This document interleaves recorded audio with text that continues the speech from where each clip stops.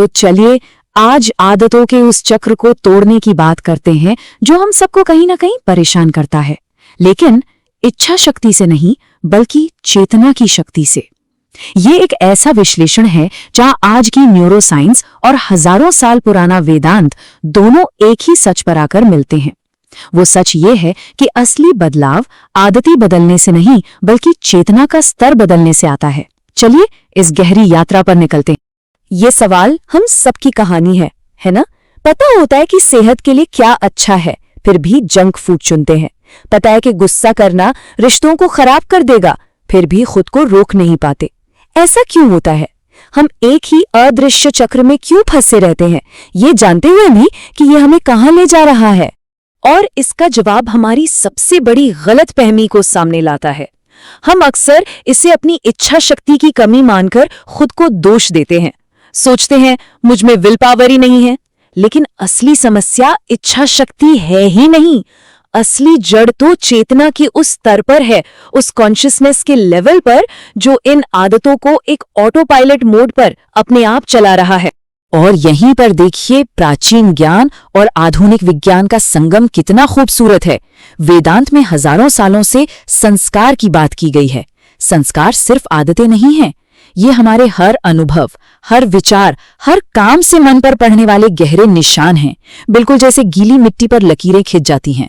और आज का न्यूरोसाइंस इसी चीज को न्यूरल लूप कहता है, यानी दिमाग में बने वो मजबूत रास्ते जिन पर हमारे विचार और काम बिना सोचे समझे दौड़ने लगते हैं। नाम भले अलग हो पर इशारा एक ही सच्चाई की ओर है।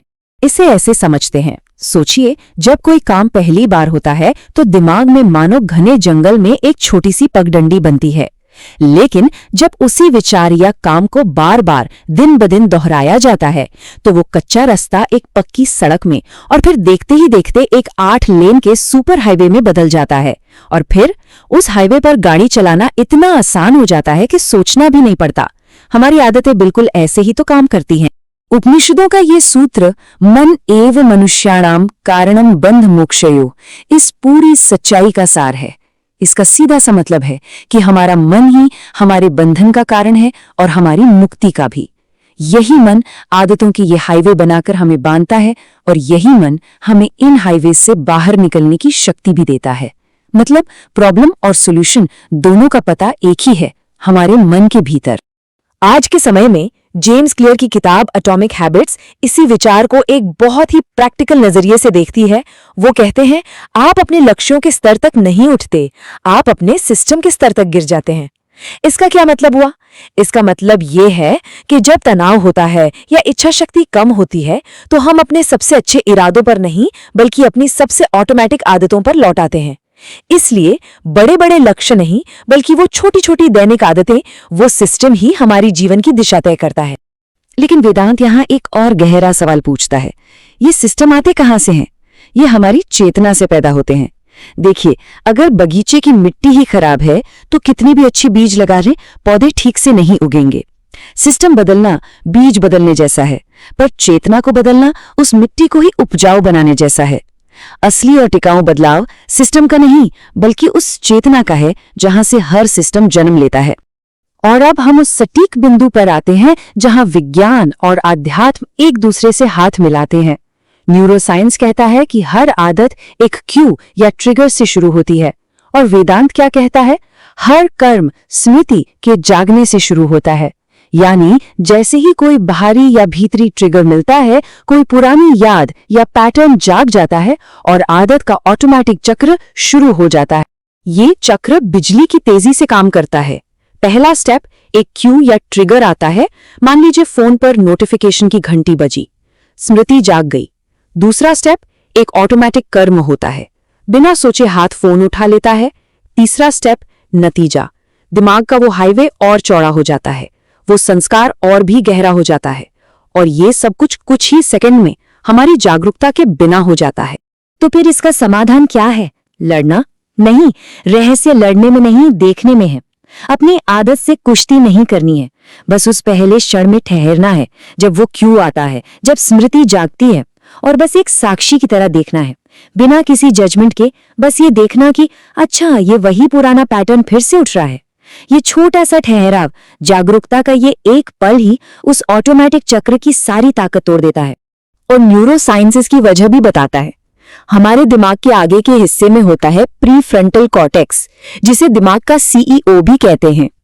जब हमारी आदतें ऑटोमेटिक चलती हैं तो दिमाग के पुराने भावनात्मक हिस्से यानी लिम्बिक सिस्टम काम कर रहे होते हैं। लेकिन ये सीईओ ही है जो इन ऑटोमेटिक आवेगों को रोक सकता है, आगे के परिणामों के बारे में सोच सकता है और एक कॉन्शियस नया निर्णय ले सकता है। यही हमें सिर्फ आवेग पर प्रतिक्रिया करने से रोकता है। और मजे की बात यह है कि इस सीईओ को जगाने का तरीका बहुत ही आसान है। जब भी वो क्यू आए, आदत की तरफ खिंचाव महसूस हो, तो बस 10 सेकंड के लिए रुक जाएं और अपनी सांस को आते जाते देखें। बस इतना सा ठहराव आपके दिमाग के ऑटो पायलट मोड को बंद करके आपके सीईओ यानी प्रीफ्रंटल कॉर्टेक्स को एक्टिवेट कर देता है। वेदांत में इसी को कहते हैं क्षण मात्रम भी यदि विवेक जागे। मतलब अगर एक पल के लिए भी विवेक जाग गया तो जीवन की दिशा बदल सकती है। अब इस चक्र को चलाने वाले ईंधन को समझते हैं, डोपामीन। एक बहुत बड़ी गलतफहमी है कि डोपामीन खुशी का मॉलिक्यूल है। साइंस कहता है नहीं, ये चाहत का मॉलिक्यूल है। ये आपको उस चीज को पाने के लिए प्रेरित करता है, लेकिन उसे पाकर मिलने वाली खुशी की गारंटी नहीं देता। ये आपको और ज्यादा चाहने के लिए उकसाता है। वेदांत ने हजारों साल पहले इसी अंतहीन चाहत को तृष्णा कहा था, एक ऐसी प्यास जो कभी नहीं बुझती।